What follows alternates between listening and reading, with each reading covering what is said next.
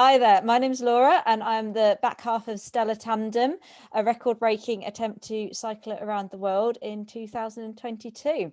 And this is Stoked to be here, a podcast where I'm speaking to different people from the worlds of cycling and endurance to get lots of tips and tricks for our big trip. And today I'm joined by Leigh Timmis, who's not only cycled around the world, but is also a Guinness World Record holder for cycling across Europe. So got fantastic experience to give us some advice. Hi Leigh, how are you doing? I'm very well, thanks. How are you?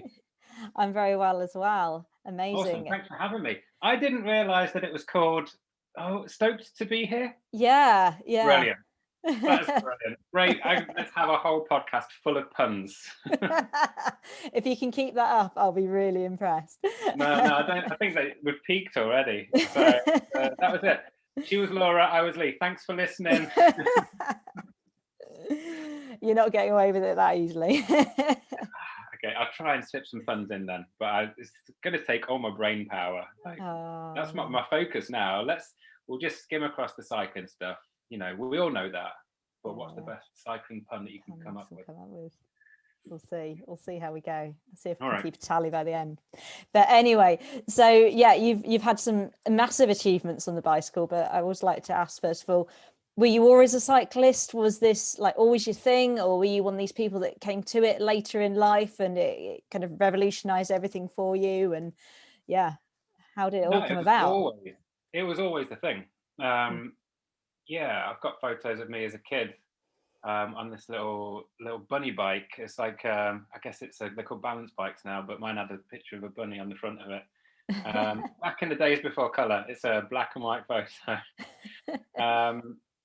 And yeah, I've always got memories of being a kid on a bike. I've got all the scars on my head to prove it from the times that I've Yeah. cycled into garage doors. And the best one is the pebble dash wall. That really leaves a mark.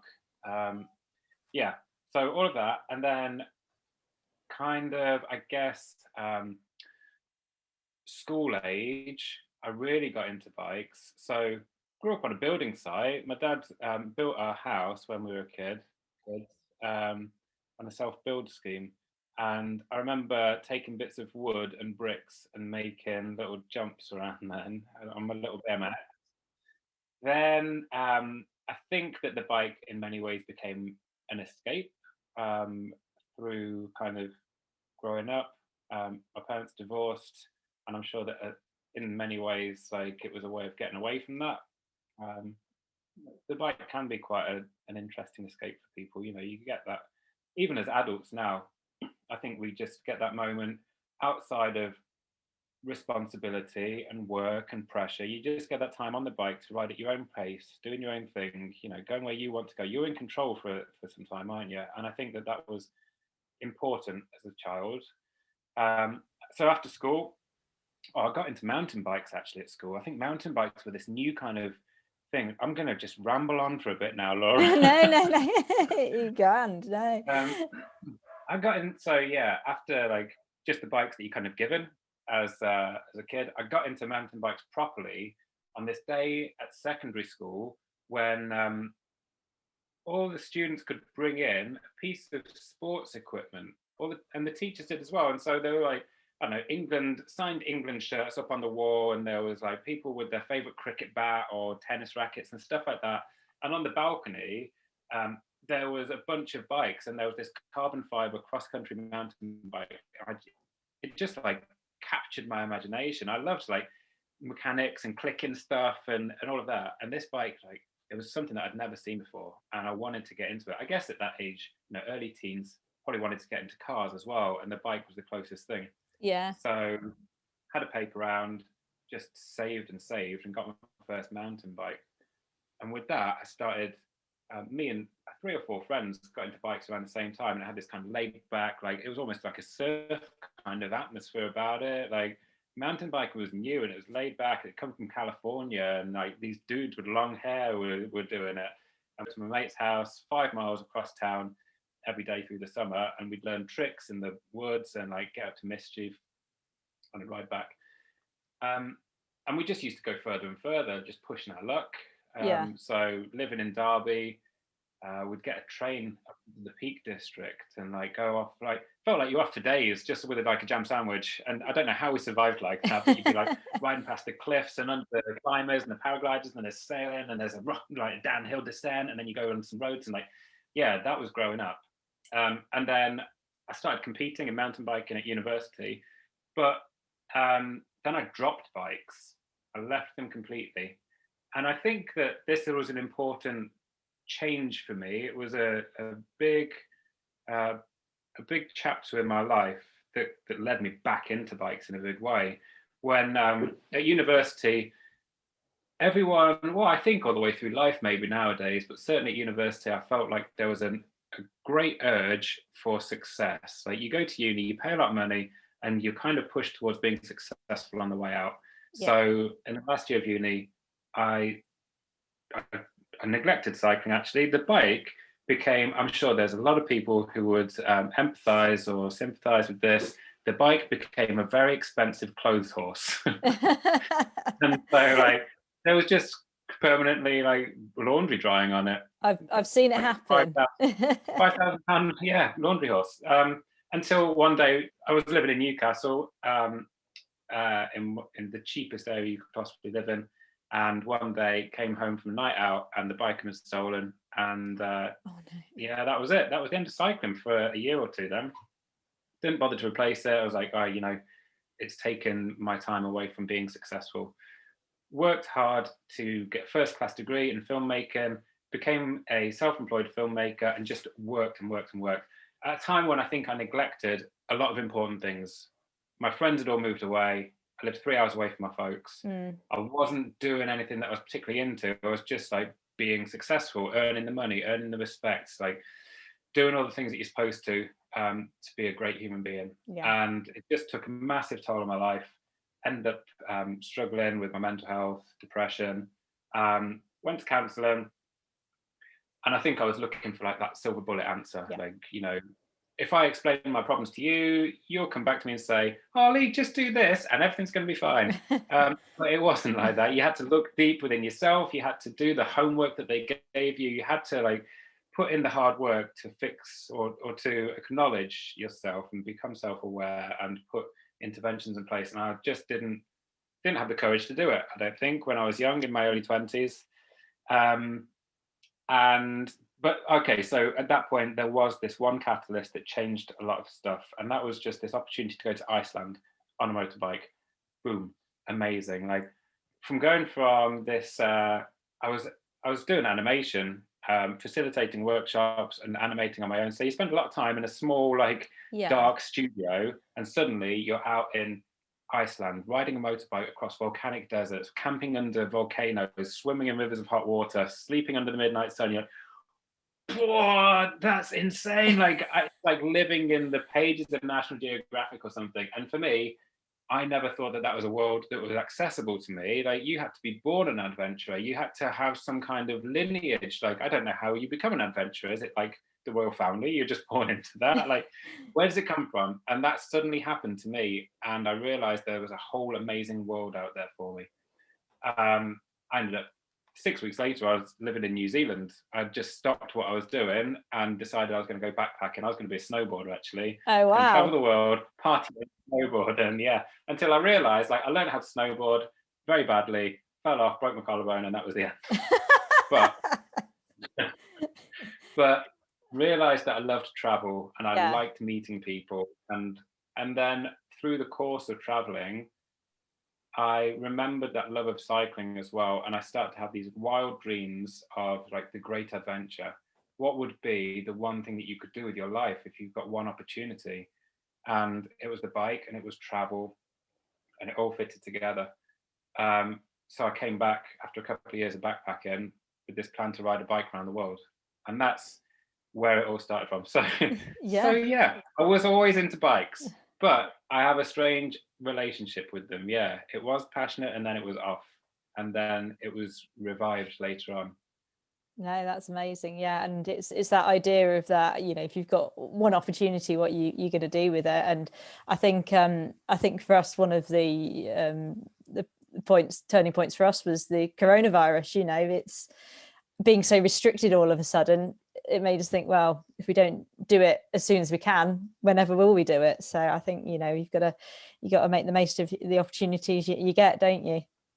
Definitely. Yeah, I think this year of relative isolation and lack of opportunities has made a lot of people consider what they want in life, and, you know, maybe whether they are in a position that they want to be in, and if not, what would you do?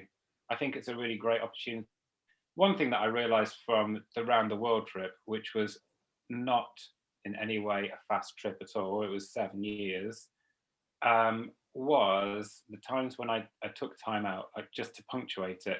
Not intentionally, I ran out of money a couple of times, but it gave me an opportunity to sit back. And when I started earning money, so first time was in Australia, I stayed for 6 months in Perth, and I had a great opportunity. I ended up managing a really cool bar on a really cool area of town, working with people who respected me. I respected them. We had a great work life, but then we partied hard outside of it. Had a great girlfriend, like, and just a great lifestyle. Imagine, like, living on the beaches in Perth, going, like, working in a bar and diving into swimming pools after work and under the midnight stars, and, like, it was amazing. But I was still called back to the road. I was willing to give that up to continue the journey around the world. Yeah. And so I knew I loved what I was doing. I was 100% passionate about it. I was motivated. There were things that I wanted to see, experiences that I wanted to live. And I feel like the coronavirus is almost one of those punctuations that it's not been a choice, it's been forced upon us, but it has given us a great opportunity to reflect on who we are, where we're at, and where we want to go. Yeah, definitely. And it sounds like you know, this was the first time you've ever traveled like that on a bike. I mean, it's one thing going out to the Peak District for a day. To go around the world for 7 years is a whole different skill set. How prepared were you when you set out? Did you do a lot of preparation, or did you just get on the bike and blag it? Wasn't my first time, actually. First time was that year when I moved to New Zealand. I met a girl. We lived in Auckland together in the North Island, and we both wanted to go and live in the South Island. And we thought, what better way of going, like, between these two islands than to do it on a tandem? Brilliant. So we packed all our stuff. We hired a great tandem, and off we set. And for the first 10 days, 2 weeks, we cruised down through the North Island, stopping off to do various bits and pieces, a skydive, go and see some glowworms in caves, that kind of stuff. And gradually, you spend every second together. You don't ever get away from each other, and any little things that are slightly wrong in the relationship start to fall apart. And by the time we got to the bottom of the South Island, we'd had enough of each other.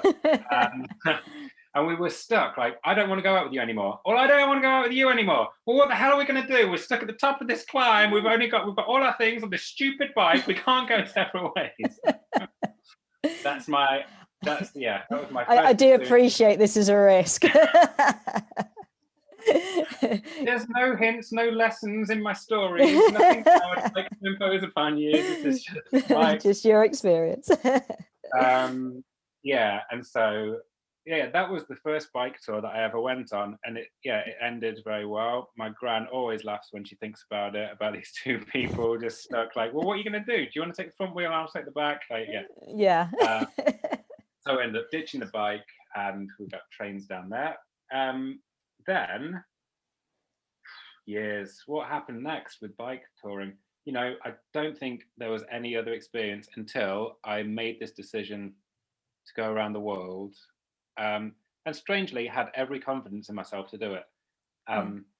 When I set off, I never said to anyone. Well, I said to people in the UK that I was going to do it, and then I just made small challenges for myself. Like, okay, we'll take this. The first step will be getting to Istanbul. I'm cycling to Istanbul. That's what we'll say. Right, and off we go. And then it was Iran, and then it was China. And then you get to a point where you're like, well, I've kind of gone so far now, I might as well tell people. I'm gonna get away from it. I'm cycling around the world now. And so before that preparation was, I earned a lot of money when I was traveling, working in bars in the States, in Canada, came back with almost enough, but I then worked at home for a year, lived with mum. I think it's a story that a lot of adventurers would tell. Moved back in with mum, saved all the money that I could. Yeah. And then I took the last 3 months before I left, I stopped working and started to try and pull a bit of sponsorship together, pull my ideas together, get an idea of the visas that I would need, the kind of places that I wanted to go to, the obstacles that stood in the way, the equipment that I needed to take, and kind of pulled all that together. Probably realized at that point that my sponsorship dreams were a bit unrealistic and ended up self-funding much more than I expected. And years later, I would realize that actually that brought me a lot more freedom. I didn't have to stand on top of mountains wearing somebody's branded t-shirt or have to commit to write an X amount of blogs every month. Like, it was just my journey to do what I wanted with, which I still think is it's a very beautiful thing to do. And I did do a test ride. I cycled like a bit of a loop from Derby up to Scotland, across, down through the lakes and back from Manchester kind of thing. I think it was about 3 or 4 days, just to test the bike and the equipment. And I think in my head I was like, right, well, that's that then. I've proved I can do that. I'll just do the world next. Well, I think that's more than some have done before they've leapt on the bike and disappeared off into the sunset. So yeah. I also kind of made the bike myself. I bought all the components, and so that was one part of it. I think from those childhood memories that I was talking about, I like the clicky stuff. I like the mechanical side of the bike. That's what originally got me into it. And so to build it, start to build that personal relationship as well. Like, you're invested in that. It's not, I think, everyone gets their own kicks from it all. And I love what that bike brought for me, but I also like the connection of it as well. Like, I liked to have been a part of the production of the bike that got me around the world and have that, the connection to the whole thing. Yeah, and Steve's like that as well. He can spend hours tinkering with bikes, but it's it's not only useful, but it means if you know your bike inside out, you're going to be much better at fixing it along the way, aren't you? So 100%. it makes a big difference.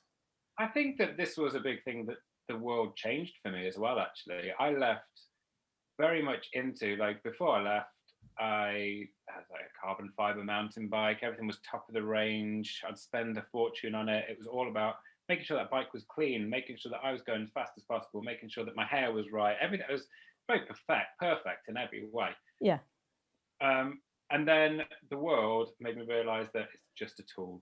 Like, I can't believe that bike that I invested so much time, money, effort into, it was in such a state. Like, the chain would be so stretched, it was covered in dirt the whole time that I rode it.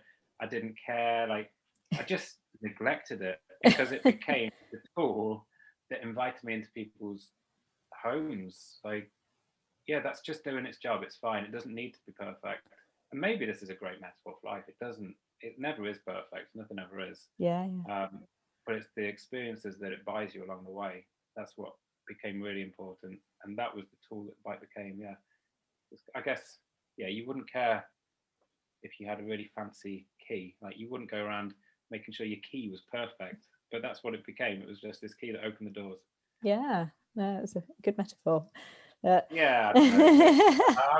I mixed all the metaphors up, and I've still not got a single pun in for this. There's still time. Thinking. And then, yes, so for 7 years, you must have had enough time to really kind of get to know places, to see things. I know there's always more to see, but what were kind of the highlights, as it were, with what places that really kind of stood out that you passed through? It's a really difficult question. I thought when I left, I really thought that I was going to miss out on the world, because I traveled on such a small budget. It was like £5 a day, which doesn't get you anything. Living back in Derby now, and I mean, Derby's very cheap compared to London, but what does £5 even get you? A couple of coffees? That's like, if you're lucky. Yeah, exactly. Yeah. So I thought I was going to travel the world and I'd miss out on all the culture, on everything, because I wouldn't see the galleries or the museums or the music festivals. And I slowly started to realize that I didn't need to. Like, I didn't need to see the famous painters' interpretation of where they were, because I was seeing the real thing. Like, I saw the world through the small town markets and the people picking cotton who invited me to stay in their small mud huts in the middle of nowhere, and like, that was real life. It was a much different experience to what I thought I would find in the world.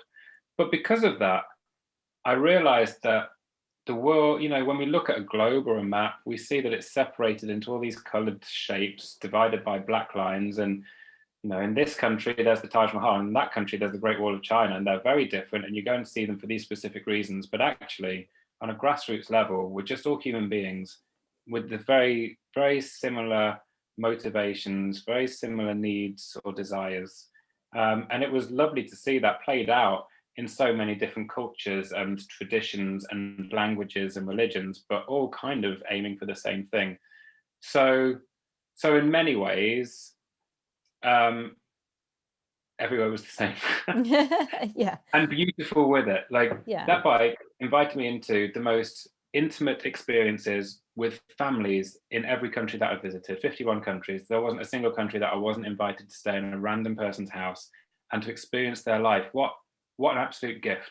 It was so lovely. And to realize that we're this network of human beings that span a whole planet, and when everyone's helping each other, you can do the most incredible things, like ride a push bike around a planet. That's insane. It wasn't because of what I was doing, it was because I was helped by so many people along the way. So in that respect, everywhere was very similar. But I think, those experiences with people were separated by these experiences in enormous landscapes, like crossing Tibet or crossing the desert or sailing an ocean, where you realize the opposite end of the scale. You're tiny, and every moment in those situations does rely on you. Like, when you're in the middle of nowhere and something goes wrong, it depends on your tools, how you prepared yourself, your skills, and your knowledge to get yourself out of that situation. And for me, I think they're the ones that stick in your mind. Like, they're the landscapes where you're at 5,000 meters on a bike in the snow, and you're praying that you don't get a puncture in those moments. So yeah, I mean, I think the overriding feel was just that the world every day can be so similar yet so surprising. I wouldn't say that there was a single highlight in it. Yeah, because every day you do get the same experiences, but they're so wildly individual as well. Yeah. No, I do see what you mean. It's that concept of as well of if you are trying to fix a puncture in a blizzard on top of a high pass somewhere, it suddenly puts everything into sharp perspective from sat on doing an office job at home. If you're worried about a deadline, it's very different, isn't it, to find survival. Yeah, it really does put it puts a lot into perspective, but it's also a lesson that I learned. When you're out in the most extreme environments and something goes wrong, or you're wondering where you're going to get water from, how are you going to find food when there's no towns for the next 4 days? Like, you really realize what's important in the world, and you start to wonder, why did you even care? Why did you spend half an hour in those mornings doing your hair because you were trying to impress somebody in an office who didn't even think about you? Like, that kind of stuff puts a lot of that in perspective. But then when I came back from cycling around the world, I think that when I left, I expected to, you look at people who have done these amazing things, sailed oceans, climbed the highest mountains, cycled around the world. You think, wow, with that level of like resilience and tenacity, with that bravery, with that spirit of adventure, how could normal everyday stuff ever faze them? And I think for me, that was a big essence of why I went. Looking back retrospectively, I would never have said it at the time, but I think that I hoped that when I came back, I'd never be fazed by those normal things. And then you come back and you're faced with financial problems and responsibilities and relationships, and you realize, well, I realized that I handled it all in exactly the same way. and that if you want to resolve that, you have to look inside yourself. I think that for me, travel was like the great escape. Yeah, And then I ended up coming back and had to deal with it all deal with over again. it again. Yeah. But for me as well, that was a lot of the lessons in the world record as well. Working with a team of experts, where they were their approach was no compromise. My approach was no compromise. Actually, to both, I would say. Around the world, it was no compromise, like investment in my happiness and finding what I wanted to see in the world. And that's why it took so long, and it meandered in this wild shape of the route that I took. Because every decision was based on how I'd be happy. If it was cold, you go somewhere warm. If it was lonely, go and find and meet some people, discover what there is out there. It's very external to me. The world record was the opposite. It was no compromise on performance. Like, it didn't matter if I was passing through the most beautiful place in the world. It was head down, you're gunning it. And in order to find that ultimate performance, I worked with a physiologist, a psychologist, nutritionist, and a physiotherapist. And in every area of that, there was like this no stone left unturned approach. And so I had to face all of those, I guess, the mental health problems that I had.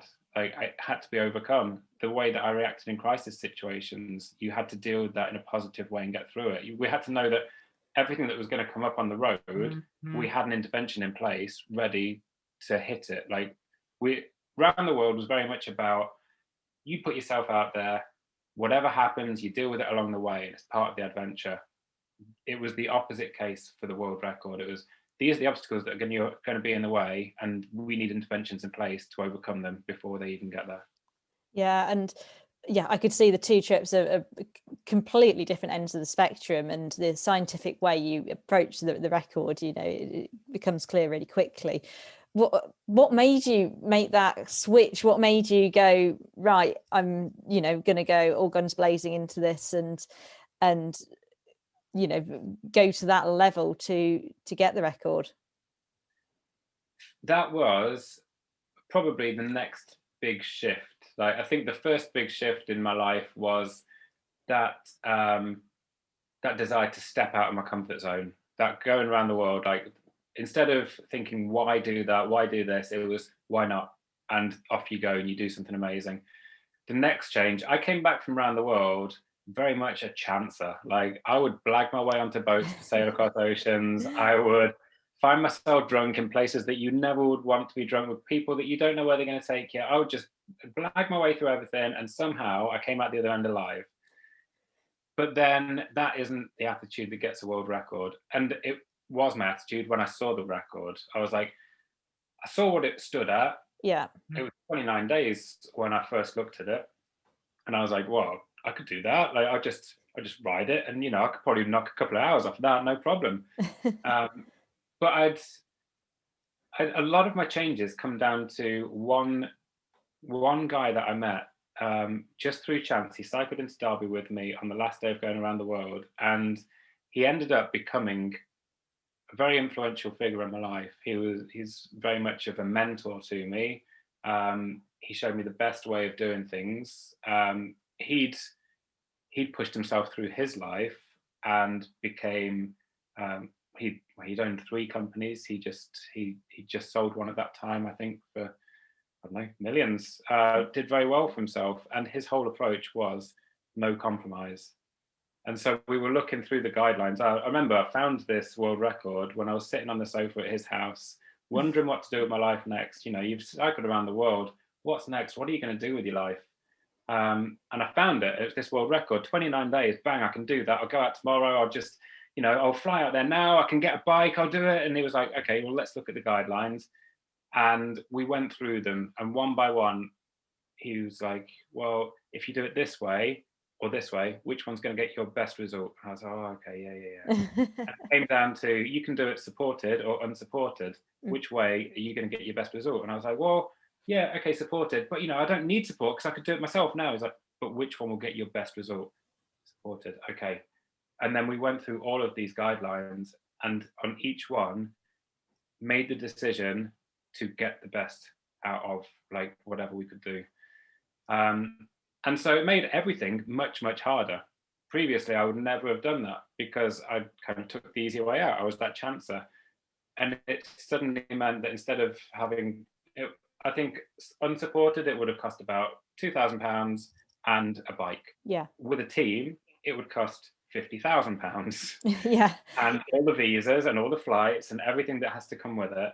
And with a team of scientific experts, it needed a year of preparation. It needed a strategy. It needed like commitment. I'm doing it on my own with £2,000. I could do it, like, go and do it next week.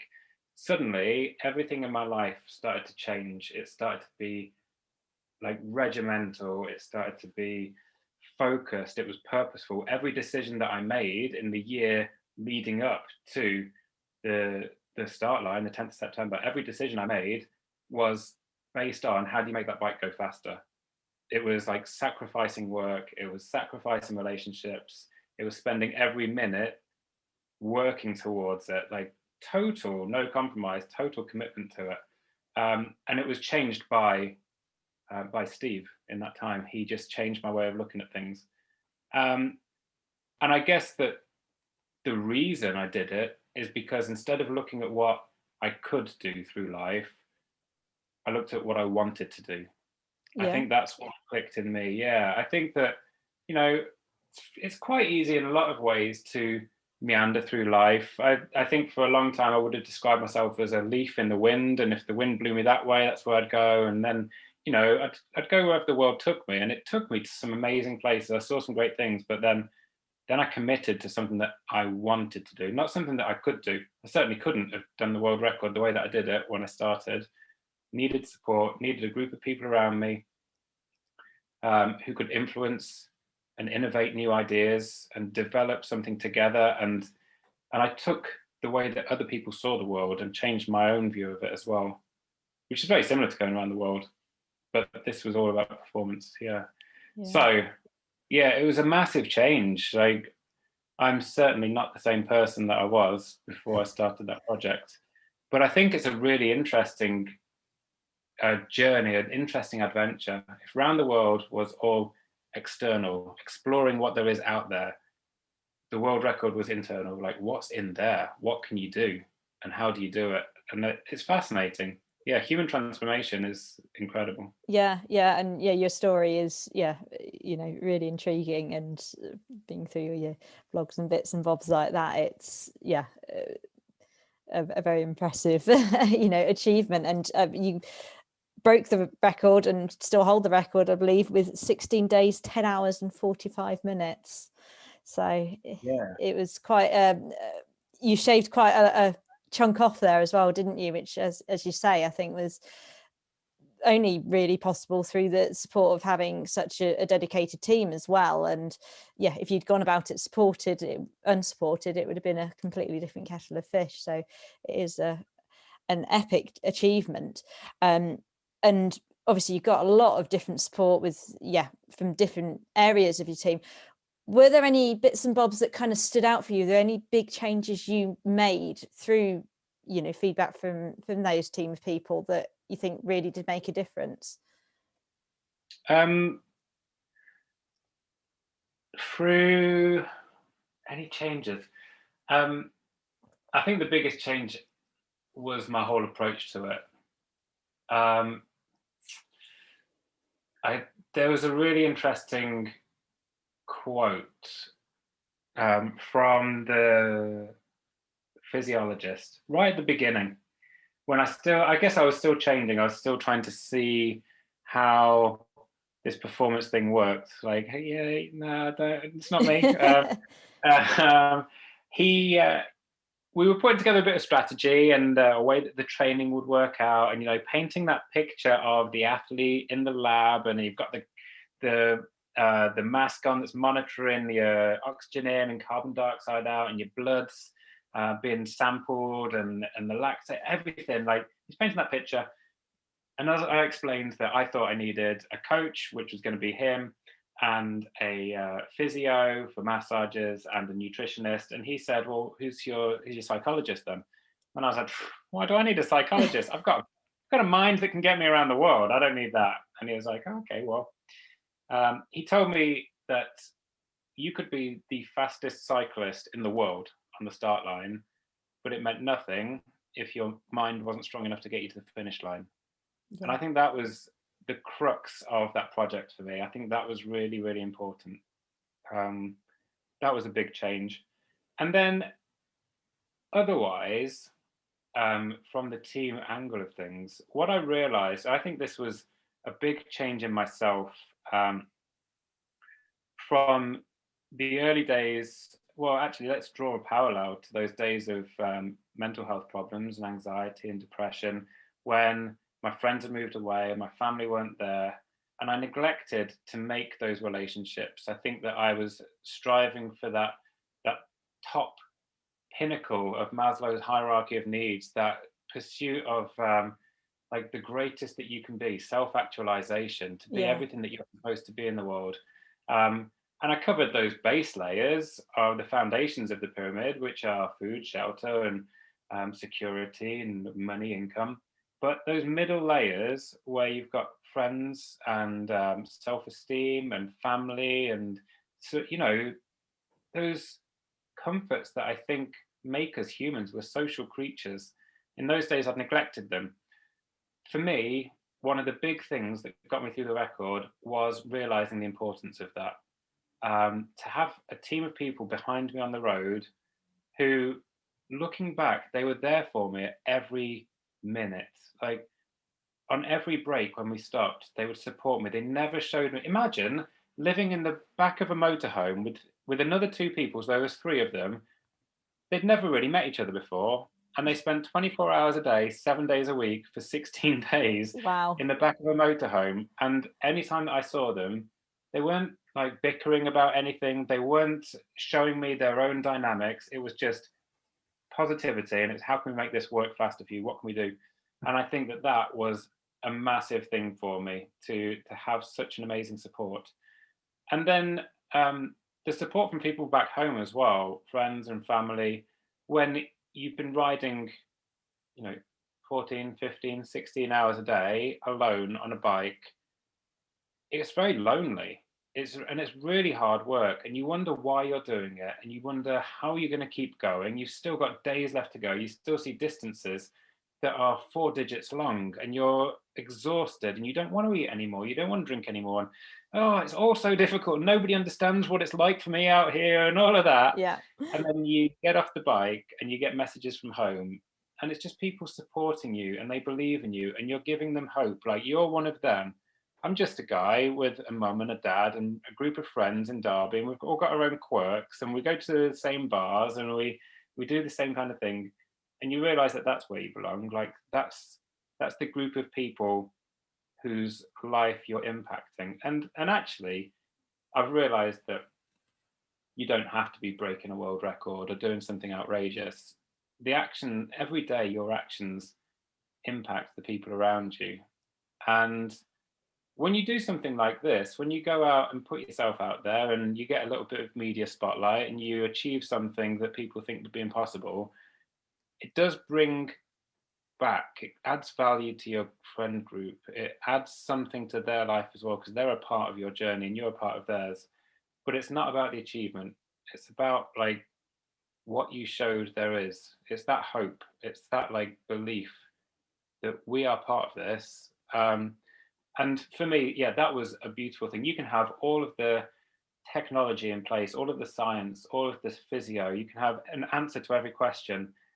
But I realized that without the support of those people backing it up, giving me those reasons to do it, like that that identity of who I am and the gap that I fill in people's lives, when you get that, then you can make the tech and the science and everything work. Like, we're humans first and we're athletes second. Yeah, no, definitely. And when we've done a kind of our own little trips on the tandem, or even kind of long distance walks and things like that, of, so people come along for the ride if they're following our blog or us on Facebook, and you occasionally get this, oh, just keep going, or oh, we've been watching you, you're almost there, and it makes all the difference. And I think that's one of the things we're kind of looking forward to the most is, the way the world works now with social media, the internet and everything, is to take people with us, not only because you say the support of others is is immensely helpful. But also it might inspire other people along the way too. And I think that could be a really kind of exciting thing, that we might just give somebody else the impetus to go off on their own adventures. Have you had anybody that's kind of come back to you or kind of said, oh, I've heard about what you did and I've now gone off and been inspired to do my own kind of trip or anything like that? Yeah, people do get in contact. I mean, strangely, I think that maybe, yeah, a bit of both actually. A bit of the people, I was going to say that more people contact me that I met around the world and just wonder what I'm doing now and where I am and stuff like that. Because a lot of the around the world trip was also without social media. Like, I left in 2010 when the first iPhone was out. It was a weird time. It was like I wrote everything in a paper diary. It was a world before all of this media, and I really enjoy looking back on that. I'm always kind of thinking that it was the last odyssey of those eras.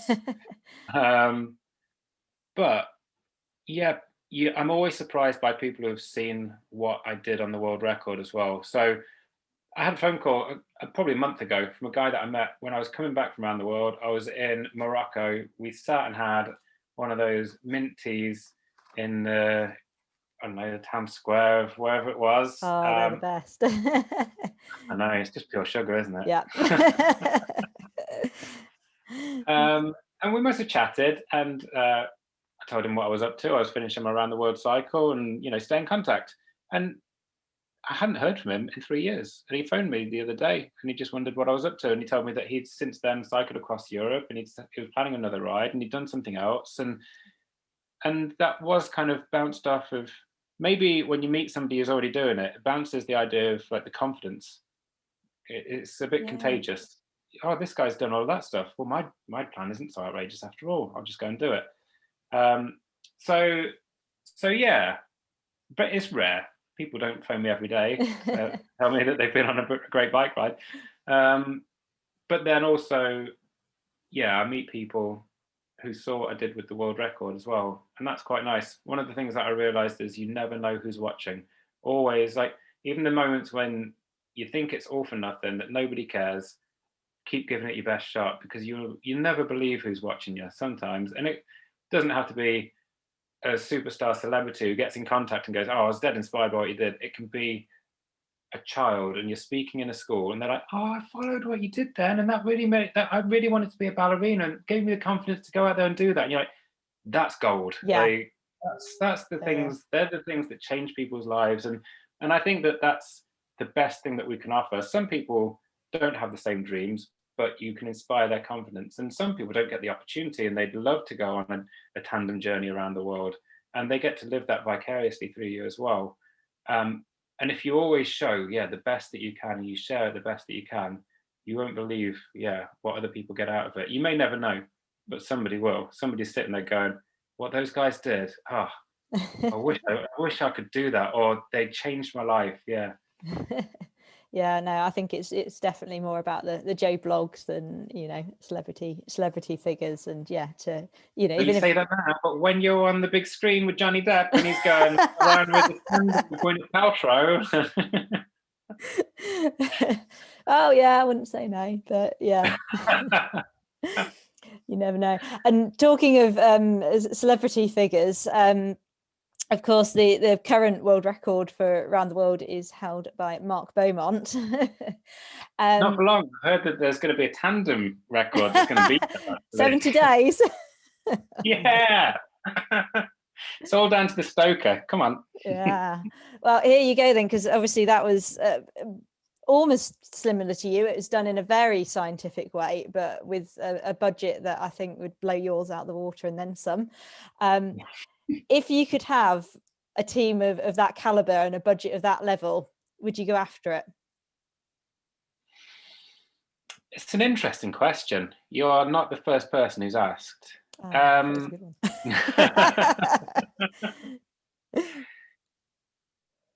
one. It can be beaten. It can be beaten, and you wouldn't need that budget. And I've got the team to do it. Mark's greatest asset is his logistical mind and his business mind. I love the way that he thinks his way out of a problem. And that record it's just years of preparation. When you get on the bike, you just know what you've got to do and you just plug it out. And his mindset is something else, isn't it? You know, great respect for him. In the zone for 78 days. Yeah. But that's not impossible to beat. The thing is, in a lot of ways, why would you? You know, he got the headline, didn't he? Round the world in 80 days. Round the world in 75 days doesn't have the same ring. No. And also, what I've found is that nothing's ever about the achievement. You'll never get that feeling. I kind of almost wanted to be rescued by the finish line, I think, as a human being. I wanted to get to that finish line, like, now I deserve to feel amazing. I deserve some kind of accolade. I'm an incredible human being. And you don't get it. You're standing at a finish line. You go, okay, well, that's done. Usually I'm knackered, I'm gonna go to bed. Or okay, Leigh, well, now you've got to get back in the motel, we've got to return that in an hour, and then we've got to get in the hotel, we've got a flight in 6 hours. But you just life goes on. What you've got to do these things for is to learn something about yourself, or it's got to have a greater value. And so I'd go for it if there was an intrinsic reason. What will that give to me? Because sticking another certificate on a wall, it's not going to add anything to my life. So there's other things that I want to do. There are the world record that I've already done. I think that I learned a lot from it, and I saw a lot of ways that I would improve the time that I did on that, and I would improve myself. I think that the lessons that I can learn and then bring them back to everybody as well. So our whole strategy for that world record was basically to streamline the best performance out of somebody, almost regardless of what they're doing. Like some of the principles that we use, the psychological interventions, the streamlining of a lifestyle, the use of time and organization, if you want to be the best piano player in the world, if you want to be the best engineer in the world, if you want to be, I don't know, the best teacher, the best father, you can use all of these things to better yourself. A lot of it wasn't about being a great cyclist. And I like that. I feel, so we were talking before this podcast, just as we were catching up, about another conversation, a blog that I was involved in a couple of weeks ago about turning 40, which happens this year. For me, not for everybody. Let's just put that out there. Surprise, everyone! We all had the pandemic, and now you're all turning 40, whether you like it or not. Hey, for some people, they'll be loving that. For some, they'll be hating it. Yeah. But I kind of feel like, late 20s, early 30s was exploring the world, what's out there. Late 30s, the world record became about discovering what's within me, what am I capable of. And then I feel like my 40s are more about what have I done that gives something back? Like, what can I give to my community? What can I give to people who have their own dreams? What can I share with people? And that becomes really important. Have you heard about Ikigai? It's a Japanese kind of philosophy. Okay, no, I haven't actually, no. It's their philosophy of, basically, Ikigai roughly translates as purpose. And you don't really need to read the book, because on the back of it is this Venn diagram, which explains it all. It's 4 circles. In one of them, it's find the thing that you're good at. In the other 3, it's so the thing you're good at, the thing you can get paid for, the thing you enjoy, and the thing that the world needs. When those 4 overlap, you've found your purpose.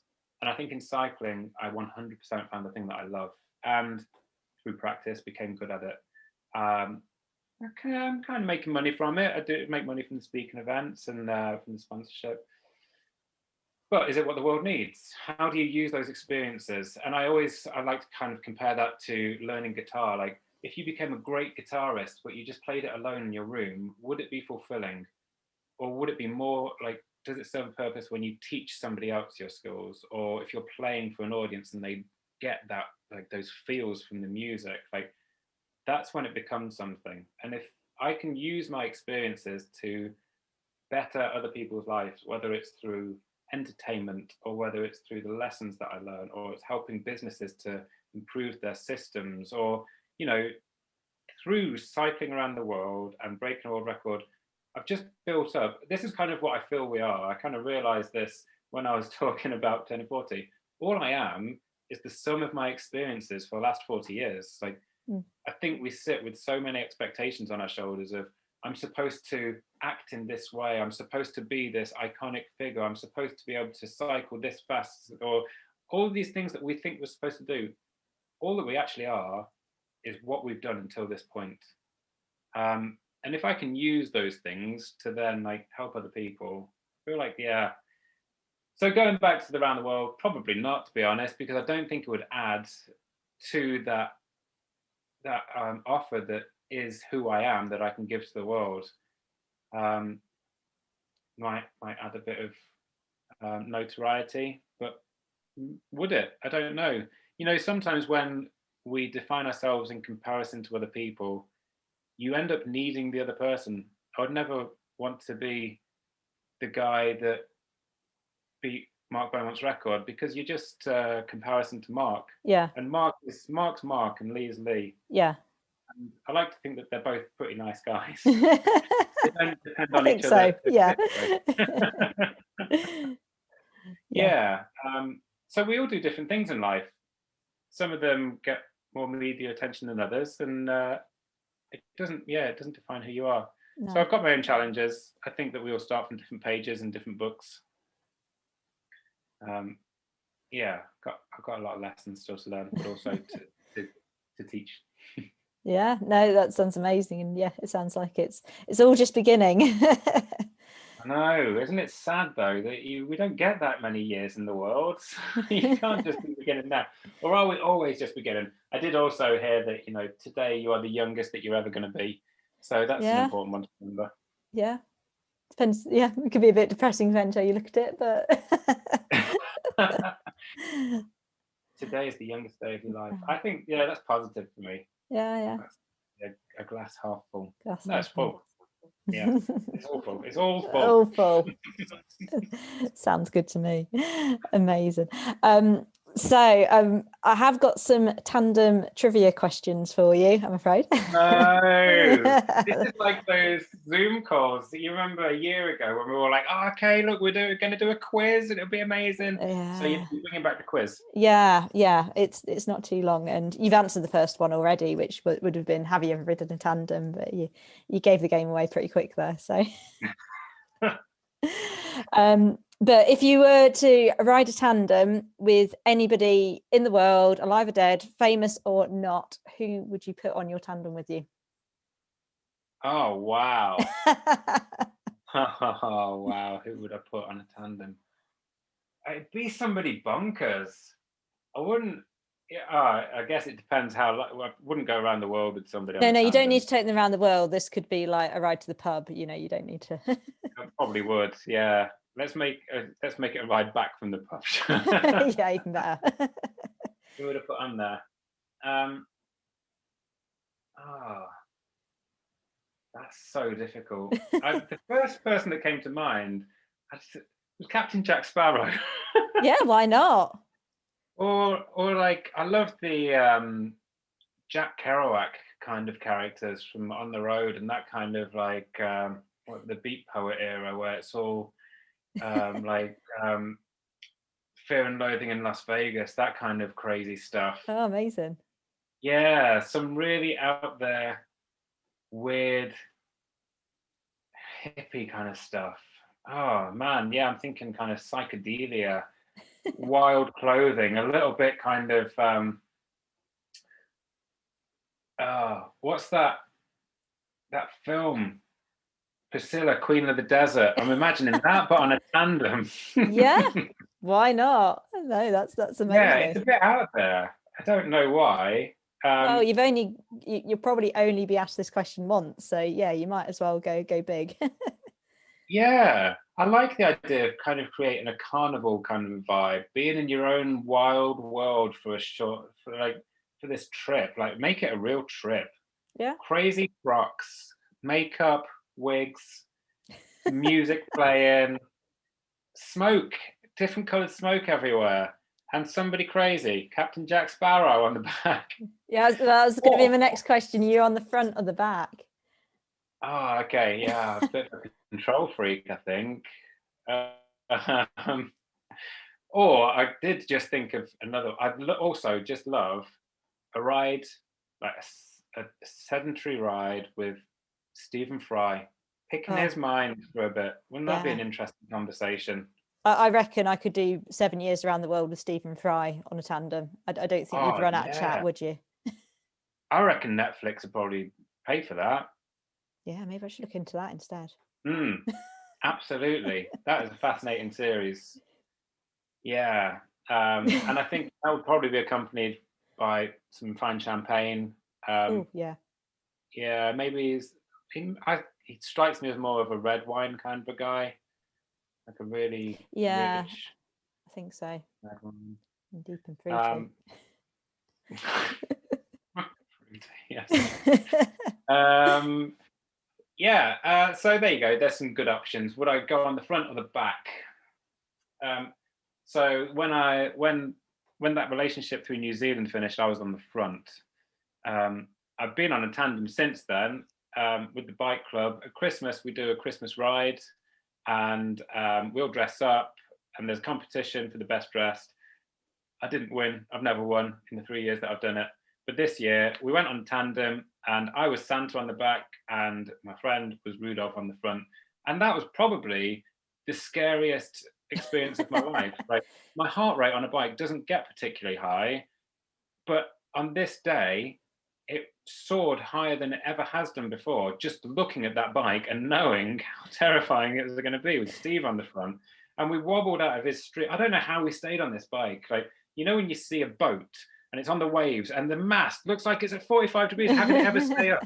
That was us, like rocking from side to side, correcting the steering one way and then the other way, and we're not pedaling right, and then there's feet everywhere. And so that was when I was on the back. So what would I do? I guess it depends who I was with. I think with Stephen Fry, I'd be on the front and I'd keep it under control. I'd be like, Yeah. okay, Stephen, this is fine. Let's enjoy that wine. There's no turbulence on this ride. If it was Jack Sparrow, let's go where the wind's blowing his Yeah, sails. that's a good point. He would take me on a much more wild adventure. Yeah. You could just be on And the you want turbulence. Yeah, you could just be on the back drinking rum. Yes. Building a plank. Amazing. If either Soaring of off a these leg. two eventualities come about, I want to be invited to watch. It'll be televised, don't worry. Amazing. And then me and Steve often say we're joined by the frame on the tandem. When you're probably more, regarding like around the world and the touring, but is there any food item, kit item, anything like that you're joined by the frame to that you can't do without on the bike, be it like a little luxury or something like that? Absolutely. Coffee. I've been waiting for somebody to say that. I took a those little mocha pots that you put on the stove to make coffee. Yeah. Took one of those around the world. Took up a lot of space in a pannier. It's heavy, but when you crank up your stove in the morning on the salt flats of Bolivia, and you have a coffee on that, and the sun comes up over the salt, oh yeah, that's a moment. Yeah, no, I bet. Coffee for breakfast around the world. Yeah, it was another way that I guess I saw the world. It was all those flavors. Coffee is not the same in every country. No. And some of the ones where you think it's going to be good, it could be quite disappointing. Oh It's dear. like tar. I remember, yeah, it was in Bolivia. It was like tar. It was like drinking a horrible, badly rolled cigarette. Can you remember where your best coffee was? You know what? I do remember really enjoying Turkish coffee. Yeah, I've heard Turkish coffee's good. So Yeah, again, just full of sugar. always helps. Yeah, I've got a theme here. Yeah, I've got a sweet tooth. Amazing. And then one last question. Why should we ride around the world on a tandem?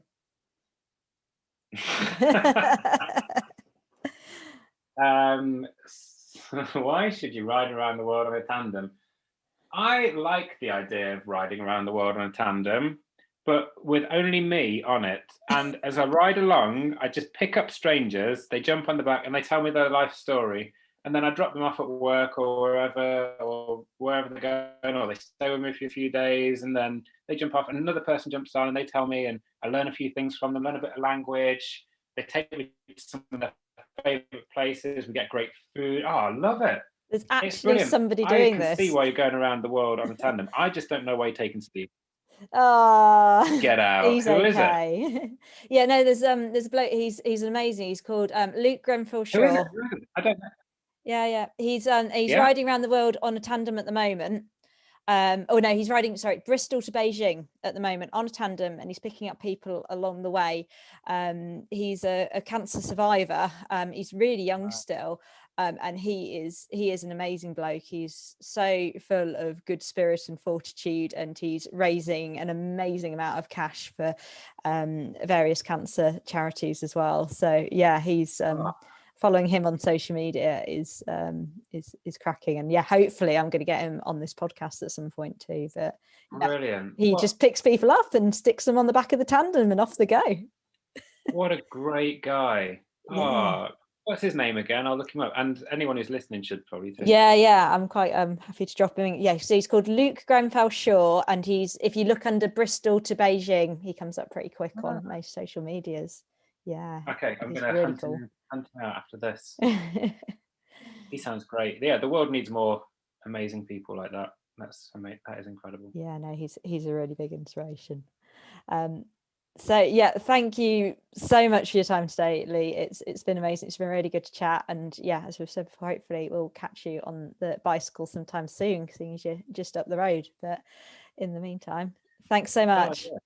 No, it's a pleasure. And yeah, like I said, I'm always here if you need a hand or you just want to chat. Or yes, we must go out and ride a bike sometime soon.